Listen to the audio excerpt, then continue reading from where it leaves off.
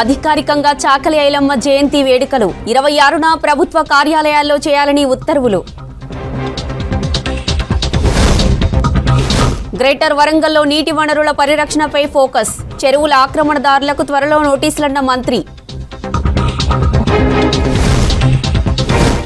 ఎల్లంపల్లి నుంచి మల్లన్న సాగర్కు నీటి తరలింపు. ఆయకట్టు రైతులకు పుష్కలంగా సాగునీరు. వరి దిగుబడిపై దోమపోటు ఎఫెక్ట్. సమస్య పరిష్కరించాలని రైతుల వేడుకోలు.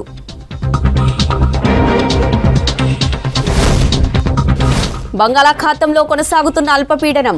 ఇవాళ 15 జిల్లాల్లో భారీ వర్షాలకు ఛాన్స్.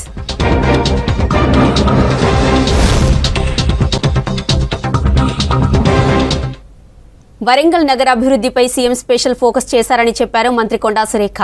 సిటీలో అక్రమాలపై నోటీసులు ఇస్తామని, అన్ని చెరువులను డెవలప్ చేస్తామని చెప్పారు. వరంగల్ మున్సిపల్ ఆఫీస్ కౌన్సిల్ హాల్లో నిర్వహించిన సర్వసభ్య సమావేశానికి తొలిసారి మంత్రి హోదాలో హాజరయ్యారు కొండా సురేఖ. ఎక్స్ అఫిషియో సభ్యురాలిగా ప్రమాణం చేశారు. ఇక ఈ సమావేశంలో నగర అభివృద్ధిపై కీలక నిర్ణయాలు తీసుకున్నారు కౌన్సిల్ సభ్యులు.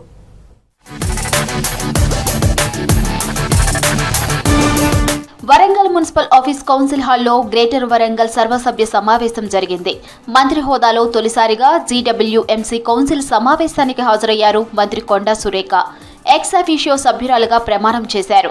ఈ సమావేశంలో కీలక నిర్ణయం తీసుకుంది పాలకవర్గం. గ్రేటర్ వరంగల్ పరిధిలోని చెరువులను పరిరక్షించాలని, అందుకు అవసరమైన అన్ని చర్యలు తీసుకోవాలని తీర్మానం చేశారు. ఆక్రమణలకు పాల్పడిన వారికి నోటీసులు ఇవ్వాలని నిర్ణయించారు. మున్సిపాలిటీ పరిధిలో 115 కోట్ల రూపాయలతో అభివృద్ధి పనులు చేపట్టాలని కౌన్సిల్లో నిర్ణయించారు. హైదరాబాద్ తర్వాత వరంగల్ అభివృద్ధిపై సీఎం రేవంత్ స్పెషల్ ఫోకస్ పెట్టారన్నారు మంత్రి కొండా సురేఖ. వరంగల్ మహానగర అభివృద్ధికి తాము కృషి చేస్తున్నామన్నారు. సిటీలో అక్రమాలపై నోటీసులు ఇస్తామని, అన్ని చెరువులను డెవలప్ చేస్తామని చెప్పారు. నయీం నగర్ నాల బ్రిడ్జితో ముంపు ప్రాంతవాసుల కష్టాలను కాంగ్రెస్ తీర్చిందన్నారు. గత పాలకుల విమర్శలు పట్టించుకోమని, తమ పని తాము చేసుకుంటూ పోతున్నామని చెప్పారు మంత్రి. కార్పొరేషన్ లిమిట్స్లో ఉన్నటువంటి పెండింగ్ బిల్స్ ఎన్ని ఉన్నాయో ఆ పెండింగ్ బిల్స్ అంతా కూడా మొత్తం టోటల్ చేసి ఆ పెండింగ్ బిల్స్ విడుదల చేయాలని, అదే కాకుండా కార్పొరేషన్కు 100 కోట్ల నిధులు అడిషనల్గా ప్రొవైడ్ చేయాలి అని చెప్పి ముఖ్యమంత్రి గారికి మేము తీర్మానం చేస్తూ ఒక తీర్మానం కూడా ఇందులో ఆమోదించడం జరిగింది. మరి ఈ విధంగా ప్రతి ఒక్క అంశం మీద కూడా ఇప్పుడు బతుకమ్మ పండుగ సందర్భంగా అన్ని ఏరియాల్లో కూడా ఇప్పటి నుంచే చదును చేయడం కానీ, అక్కడ వచ్చేటువంటి మహిళలకు సౌకర్యాలు కల్పించడమే కానీ, ప్రజా సమస్యలు పరిష్కరించేందుకు అందరూ సహకరించాలన్నారు ఎమ్మెల్యే నాయిని రాజేందర్ రెడ్డి. వరంగల్ అభివృద్ధికి పాలకవర్గం ప్రభుత్వం కృతనిశ్చయంతో ఉందన్నారు మేయర్ గుండు సుధారాణి. డివిజన్ల వారీగా సమస్యలను గుర్తించి పరిష్కరిస్తున్నామని చెప్పారు. నగర అభివృద్ధికి ప్రతి ఒక్కరూ సహకరించాలని కోరారు. హైదరాబాద్ పోతే హైదరాబాద్కి వెళ్ళి ఇచ్చిన భిక్షంతో మనం ఇలా నడపవలసిన కర్మ పట్టింది.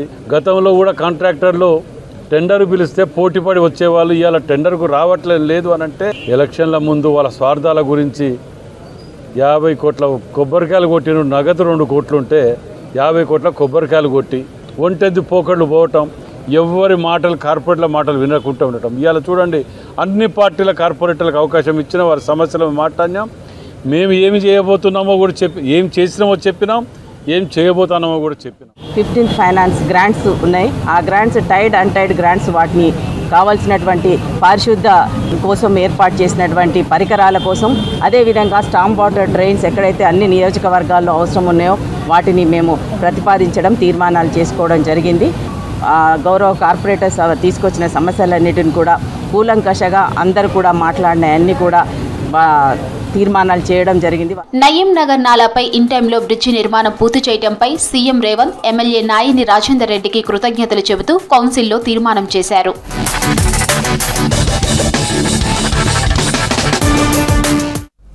జయశంకర్ భూపాలపల్లి జిల్లా పవిత్ర పుణ్యక్షేత్రం కాళేశ్వరంలో శ్రీ కాళేశ్వర ముక్తీశ్వర స్వామి దేవస్థానం అభివృద్ధి, సరస్వతి పుష్కరాలపై రాష్ట్ర దేవాదాయ ధర్మాదాయ శాఖ ముఖ్య కార్యదర్శి శైలజ రామయ్యార్ సమీక్ష నిర్వహించారు. వచ్చే సంవత్సరం మార్చిలో జరిగే సరస్వతి పుష్కరాల నిర్వహణ ఏర్పాట్లు, మాస్టర్ ప్లాన్ రూపకల్పనకు అధికారులతో చర్చించారు. ఆ తర్వాత భక్తుల సౌకర్యాల కోసం నిర్మిస్తున్న భవన నిర్మాణ పనుల గురించి వివరాలు అడిగి తెలుసుకున్నారు. తర్వాత శైలజ రామయ్యార్ శ్రీ కాళేశ్వర ముక్తీశ్వర స్వామి ఆలయాన్ని దర్శించుకుని ప్రత్యేక పూజలు నిర్వహించారు.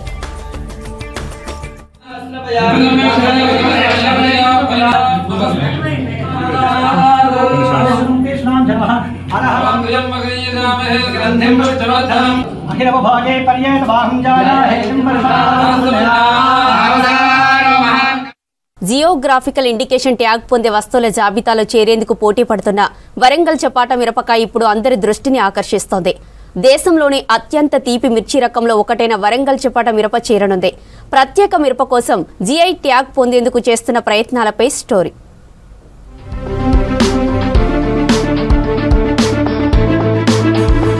మిర్చి రకాలలో అరుదైన రకంగా నిలుస్తుంది చపాటా మిర్చి.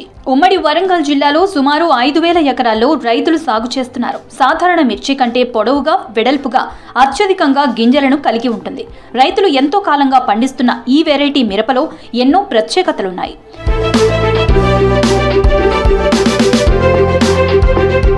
ఈ రకం మిర్చి సాగుకు విత్తనోత్పత్తిని రైతులు స్వయంగా చేసుకుంటారు. పంట సాగులో కూలీల ఖర్చు కూడా ఎంతో తక్కువ కావడంతో రైతులకు పెట్టుబడి ఖర్చు కూడా బాగా కలిసొస్తోంది. ఎకరానికి 18 క్వింటాల వరకు దిగుబడి వస్తుంది. ఈ చపాటా మిర్చిపై జేవీఆర్ పరిశోధన కేంద్రంలో చాలా కాలంగా పరిశోధనలు జరుగుతున్నాయి. డబుల్ పట్టి, సింగిల్ పట్టి, లంబుకాయ, టమాటా మిర్చి తదితర పేర్లతో దీనిని పిలుస్తుంటారు. కాయలు లావుగా ఆకర్షణీయంగా ఉంటాయి. ఇది బయట నుంచి తీసుకునే విత్తనాలు కాదు, మా విత్తనాలు మేమే తయారు చేసుకుని మేమే తీసుకుంటాం. ఈ చపాటా మిర్చి, చపాటా అనేది ఇప్పుడు ఈ మిర్చి మెడిసిన్కి పోతుంది, కలర్కి పోతుంది, మంచి ఎక్స్పోర్ట్ కంపెనీ, ఎక్స్పోర్ట్ కూడా పోతుంది ఇది ఇతర దేశాలకు. అయితే ఈ మిర్చికి వచ్చేసి ఏంటంటే పచ్చళ్ళకు, మెడిసిన్కు, కలర్లకు అన్నీ ఉపయోగిస్తారు. ఇది కొంచెం దొడ్డుగా ఉంటుంది, మరి కూలీళ్ళు కూడా కొంచెం తక్కువ పడతారు. దీనికి తెంపడానికి కానీ అన్నిటికీ బాగుంటుంది. వరంగల్, ములుగు, జయశంకర్ భూపాల్పల్లి జిల్లాలతో పాటు ఖమ్మం, భద్రాద్రి కొత్తగూడెం, సూర్యాపేట జిల్లాల్లో ప్రస్తుతం ఈ మిర్చిని ఎక్కువగా పండిస్తున్నారు. వరంగల్, ఖమ్మం, యనుమాముల, గుజరాత్, ముంబై, అహ్మదాబాద్ మార్కెట్లకు తరలించి అక్కడి నుంచి Vietnam, Thailand, Malaysia, England, America తదితర దేశాలకు ఎగుమతి చేస్తున్నారు. ఆహారంలో కృత్రిమ రంగులను నిషేధించిన దేశాల్లో ఈ చపాటా మిర్చికి ఎక్కువ డిమాండ్ ఉంది. కృత్రిమ ఆహార రంగులకు ప్రత్యామ్నాయంగా ఈ చపాటా మిర్చిని ఉపయోగిస్తారు. ఇందులో నుంచి ఓల్యురోసియా అనే ఎరుపు రంగు ద్రావణాన్ని తీసి ఫుడ్ కలర్ గా వాడతారు. మన దేశంలో ఎక్కువగా వీటిని పచ్చళ్ల తయారీలో వినియోగిస్తారు. వివిధ రకాల ఐస్ క్రీం రంగుల తయారీలోనూ చపాటా మిర్చిని వినియోగిస్తున్నారు. ఈ మిర్చిని మేము పండిస్తున్నాం. మేము పంట విత్తనాల కోసం మేము పండించిన పంటలోనే అలా మేలు రకం విత్తనాలను ఎన్నుకొని వాటిని గింజాలుగా చేసి వాటిని విత్తన శుద్ధి చేసి నారు పోస్తాం. ఆ నారు పోసినాక 45 నుంచి 50 రోజుల తర్వాత నారు చేతికి వస్తుంది. ఆ లోపు మేము దుక్కిని చేసుకొని మేము విత్తనాలు చెట్టు నాటడం జరుగుతుంది. మాకు మార్చి వరకు పంట చేతికి వస్తుంది. పంట చేతికి వచ్చిందని మేము ఎక్కువగా ఏరిచ్చి కొంచెం మంచిగా ఎండబెట్టినాక తర్వాత వరంగల్లో కానీ, బొంబాయిలో కానీ, నాగపూర్లో కానీ, అహ్మదాబాద్లో కానీ, జలగాంలో కానీ ఇక్కడ మాకు మా పంటకు డిమాండ్ ఉంటుంది. అక్కడ తీసుకెళ్తాం, రైతులను తీసుకెళ్లి అక్కడ అమ్ముకుంటాము. భౌగోళిక గుర్తింపు సాధించేందుకు ఈ మిర్చి పుట్టుక, అవసరమైన సాగు విధానాలు, ఈ మిరపకున్న విశిష్టమైన లక్షణాలు, ప్రయోజనాలు తదితర అంశాలపై మహబూబాబాద్లోని జన్నారెడ్డి వెంకట్రెడ్డి ఉద్యానవన పరిశోధన కేంద్రం శాస్త్రవేత్తలు ఏడాది కాలంగా అధ్యయనం చేసి ఒక సమగ్రమైన డాక్యుమెంట్ని రూపొందించారు. ఈ మిర్చిలోని పోషక విలువలను రాజేంద్రనగర్లోని క్వాలిటీ కంట్రోల్ ల్యాబ్లో, రసాయనిక గుణాలను గుంటూరులోని స్పైస్ బోర్డ్ పరీక్ష చేసింది.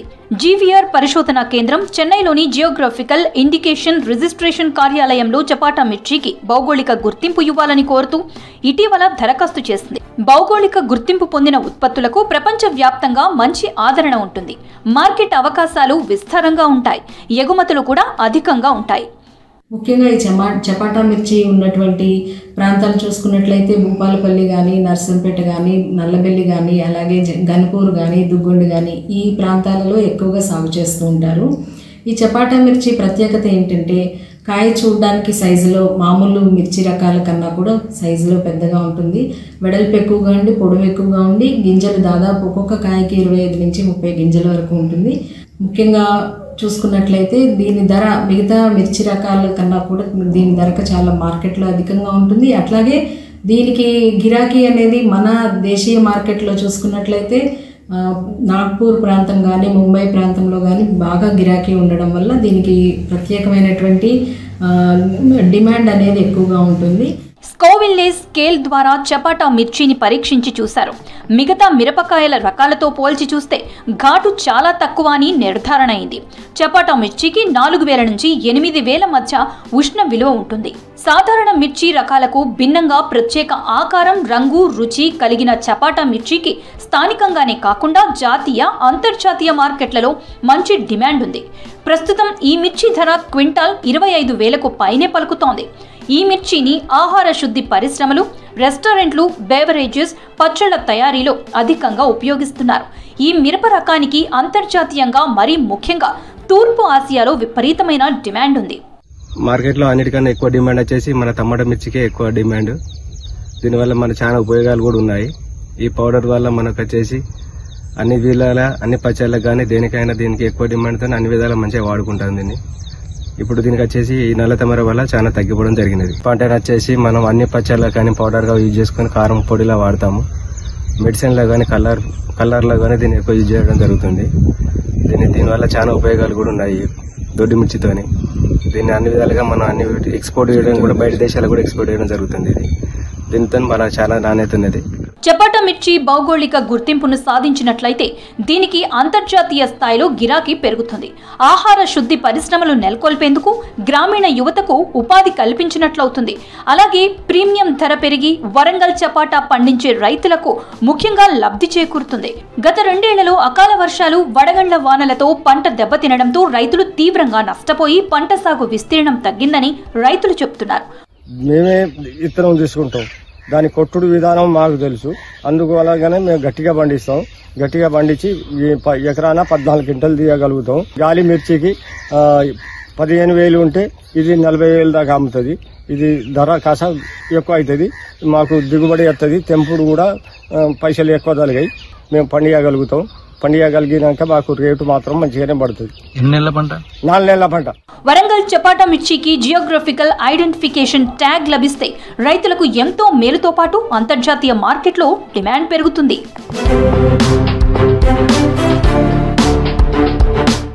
ఇటీవల కురిసిన భారీ వర్షాలతో పంటలు నష్టపోయిన రైతులు ఇప్పుడు వరి పొలాలకు తెగులు సోకడంతో దిగుబడి తగ్గుతుందని తీవ్ర ఆవేదన చెందుతున్నారు. ఉమ్మడి నిజామాబాద్ జిల్లాలో కోతకి సిద్ధంగా ఉన్న వరి పొలాలను దోమలు కాటేస్తున్నాయి. దోమపోటుతో పంట రంగు తగ్గి దిగుబడిపై తీవ్ర ప్రభావం పడుతుంది. వ్యవసాయ అధికారులు చొరవ తీసుకుని దోమపోటుకు పరిష్కారం చూపాలని కోరుతున్నారు రైతులు.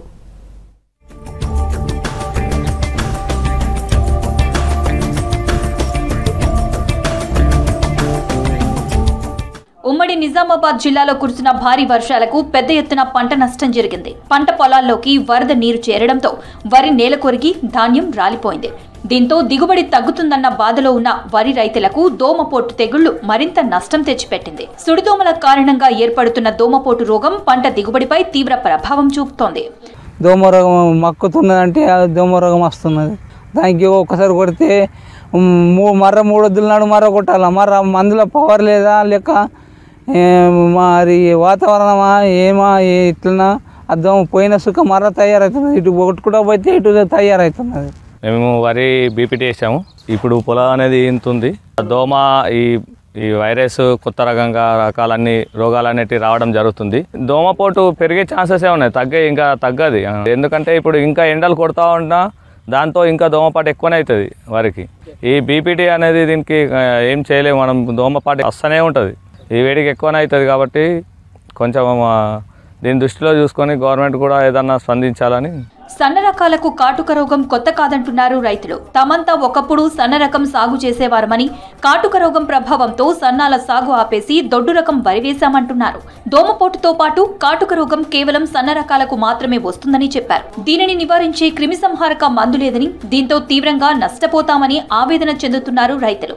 సన్న రకాలు వేసుట్ల సన్న రకాలకు అగ్గి తెగులు, దోమ చెప్ప రాకుంటున్నది. అవి సగం సుగ 20 క్వింటాలు వెళ్ళేటి 10 క్వింటాలు సుగ వెళ్ళే పరిస్థితులే లేదు. ఇప్పుడు ఎంత కొట్టినా పోతలేదు. ఇక దయచేసి మీరు దాన్ని గమనించాలా. సంవత్సరం మాత్రం నా 4 ఎకరాలన్నర వరి పంట వేసింది మొత్తం బాగా ఖరాబు కావడం జరిగింది. ఈ దోమ తెగులు అగ్గి తెగులు అనేది వచ్చేసి ఎన్నిసార్లు స్ప్రే చేసినా 4 ఎకరాల చేనుకు మొత్తం అదే ఉంది. దీనికి సరైన మందులు ప్రభుత్వం కనిపెట్టాలని అంటున్నాము. కనిపెట్టి బయట ఎక్కడైనా డూప్లికేట్ ఏమైనా వస్తే అధికారులు కూడా కొంచెం ఆపి ఇది చేయాలి. మొత్తము అగ్గి తెగులు వస్తుంది, మొత్తం దోమ కొట్టొస్తుంది. ఎంత స్ప్రే చేసినా కానీ అది పోతలేదు. అది ఎట్లా చేయాలా ఏం కథ మేము అదే ఆలోచన చేస్తున్నాము. ఇక దాని గురించి మొత్తం ట్రై చేస్తున్నాము. అది ఎంత స్ప్రే చేసినా కానీ పోతలేదు. మేము పరిశాన్ అవుతున్నాము. ఇది దానికి ఏదైనా ఆదుకోవాలా చేయాలా గవర్నమెంట్. నిజామాబాద్ జిల్లాలో ఈ సీజన్లో 4,29,796 ఎకరాల్లో వరి సాగు చేస్తున్నారు రైతులు. ఇందులో 3,43,836 ఎకరాల్లో సన్నరకం వరి సాగు చేస్తున్నారు.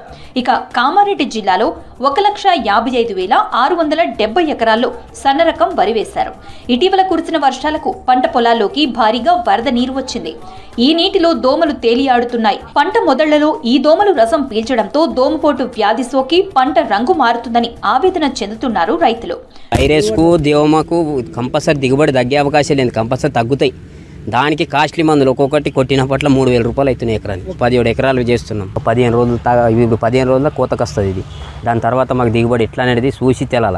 పంపులు అయితే కంపల్సరీ మందులు పంపులు చిన్నప్పటి నుంచి కొట్టుడు చేసుడు ఇదే ఉన్నది. మేము దోమకు మందు కొట్టినాము, దోమ కంట్రోల్ అయితే లేదు. ఎన్నిసార్లు ఇప్పటికి 3-4 సార్లు కొట్టినాము, కంట్రోల్ అయితే లేదు. బాగా దెబ్బతింటున్నది. వేలు పెట్టి కొడుతున్నాము. అందరిది అదే బాధ ఉన్నది. ఇప్పుడు నోటికి వచ్చిన పంట దగ్గరికి వచ్చింది, మళ్ళా కొంకి తెగులు ఒకటి, దానివల్ల దిగుబడి తగ్గిపోతున్నది. పొలాల్లో దోమలను నియంత్రించకపోతే తీవ్ర నష్టం తప్పదంటున్నారు రైతులు. అధికారులు చొరవ తీసుకుని సమస్య పరిష్కరించాలని కోరుతున్నారు.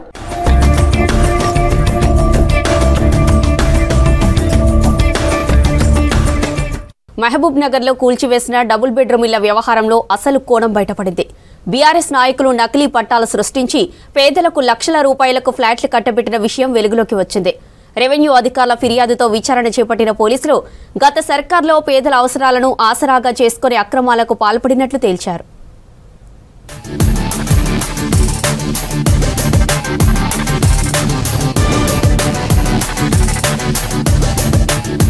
మహబూబ్ నగర్ మున్సిపాలిటీ పరిధిలోని క్రిస్టియన్పల్లి ఆదర్శనగర్లో సర్వే నెంబర్ 523లో ఇళ్ల కూల్చివేతలపై పోలీసుల విచారణలో కీలక విషయాలు వెలుగులోకి వచ్చాయి. ప్రభుత్వ భూమిలో ఇండ్ల నిర్మాణంపై మహబూబ్ నగర్ అర్బన్ తహసీల్దార్ ఫిర్యాదుతో కేసు నమోదు చేసి దర్యాప్తు చేశారు పోలీసులు. బీఆర్ఎస్ నాయకులే ప్రభుత్వ భూమికి సంబంధించి నకిలీ పట్టాలు తయారు చేసి పేదలకు అమ్మినట్లు గుర్తించారు. సర్వే నెంబర్ 523లో ఇటీవల సుమారు 80 ఇళ్లను తొలగించారు అధికారులు. దీనిపై బీఆర్ఎస్ నాయకులు ఆందోళనలు చేపట్టారు. పేదల ఇల్లు కూల్చి వారికి అన్యాయం చేశారని ఆరోపించారు.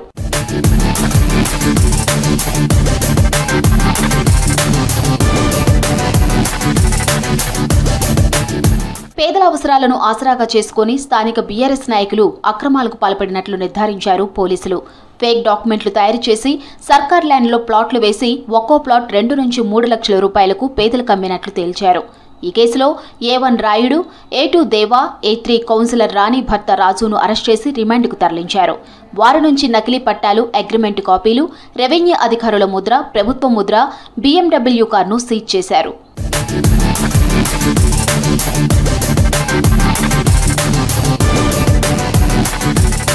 ఆదర్శనగర్లో ప్రభుత్వ భూమిలో అక్రమ నిర్మాణాల తొలగింపు, బీఆర్ఎస్ లీడర్ల అరెస్ట్ జిల్లాలో చర్చనీయాంశమైంది.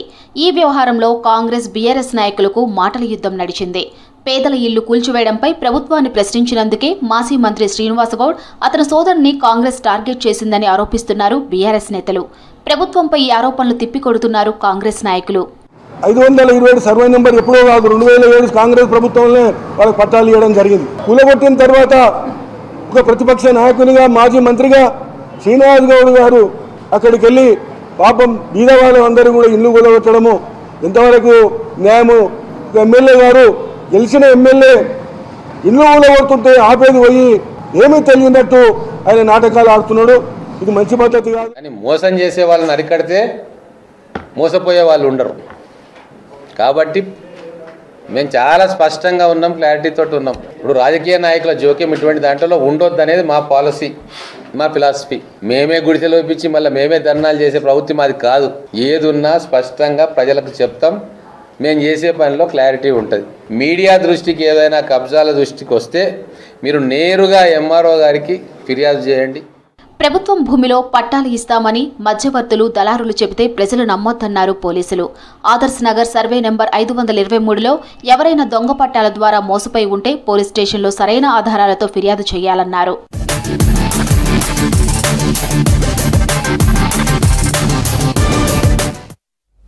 పర్యావరణాన్ని పరిరక్షించడం అందరి బాధ్యతన్నారు వరంగల్ ఎన్సీసీ అధికారి కల్నన్ సదానందం. కాలుష్య నివారణకు అందరూ మొక్కలను నాటాలన్నారు.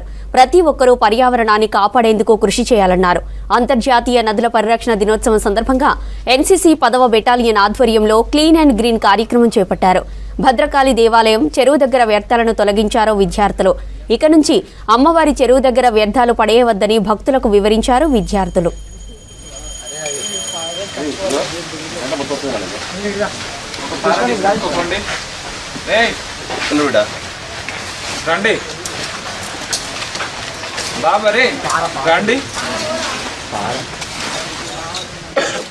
ప్రపంచ నదుల దినోత్సవం సందర్భంగా వరంగల్ ప్రముఖ చెరువు భద్రకాళి చెరువు దగ్గర ప్లాస్టిక్ వ్యర్థ పదార్థాలను ఈరోజు లాల్ బహదూర్ కళాశాల ఎన్సీసీ వింగ్ ప్రభుత్వ ఐటీఐ ఆధ్వర్యంలో పెద్ద ఎత్తున ఇక్కడ శుద్ధి కార్యక్రమాన్ని నిర్వహించడం జరిగింది. మా 10th Telangana battalion commanding officer colonel Ramadurai ఆజ్ఞ మేరకు మేము ఈరోజు అంటే ప్రపంచ నదులు చెరువుల పరిరక్షణ దినోత్సవాన్ని పురస్కరించుకొని ప్రజల్లో అవగాహన కల్పించడానికి భారీ ర్యాలీ నిర్వహించి ఈ స్వచ్ఛత హై ప్రోగ్రాంలో పాల్గొనడం జరిగింది. ప్లాస్టిక్ వ్యర్థాల వలన రాబోయేటువంటి తరాలకు వాటర్ పొల్యూషన్, ఎయిర్ పొల్యూషన్, ఆహార కల్తీ వలన భారీ ప్రమాదం అంటే క్యాన్సర్ లాంటివి కావచ్చు, అనేక ఆరోగ్య సమస్యలు సంభవిస్తాయి అనేటువంటి ఒక ఉద్దేశంతో ఆరోగ్య పరిరక్షణ కోసం పర్యావరణాన్ని సమతుల్యంగా పాటించడం కోసం పర్యావరణాన్ని కాపాడడం నదులను అనుసంధానం చేసే కార్యక్రమంలో వ్యర్థ పదార్థాలు భక్తులు కానీ లేకపోతే ప్రజలు కానీ ఒక పవిత్రమైనటువంటి ఒక భద్రకాళి చెరువులో ప్లాస్టిక్ వ్యర్థాలు వేయొద్దనేటువంటి ఒక ఇవి తెలంగాణ అప్డేట్స్.